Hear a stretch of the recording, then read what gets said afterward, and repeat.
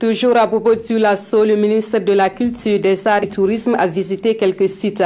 Parmi les sites visités, la mosquée de Dioulasso-Ba et la cathédrale de Bobo-Dioulasso, deux sites qui ont besoin d'être réhabilités. Le ministre Abdoul Karim Sango a pu s'enquérir de l'avancement des travaux et de la mobilisation des ressources. Karim Ilboudo, Siriki Milogo et Ahadi Sandamba. Le ministre de la Culture, des Arts et du Tourisme à la grande mosquée de Dioulasso-Ba en pleine réhabilitation. Ici, Abdoul Karim Sango s'imprègne de l'état d'avancement des travaux avec les membres du comité de pilotage du projet. Autre lieu, autre réalité. À la cathédrale Notre-Dame de Lourdes, le ministre constate l'état de vétusté de l'édifice.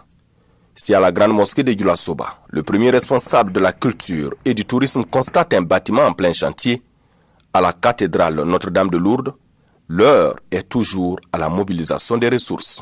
Ces édifices, comme vous en doutez très bien, n'appartiennent plus à la ville de Bobo-Dioulasso.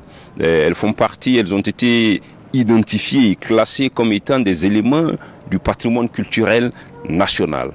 Et c'est donc dans ce sens que le gouvernement essaie d'apporter sa contribution, évidemment, pour la rénovation de ces qui aussi ont une dimension touristique. La réhabilitation de la mosquée de Dioulasso-Ba nécessite 500 millions de francs CFA.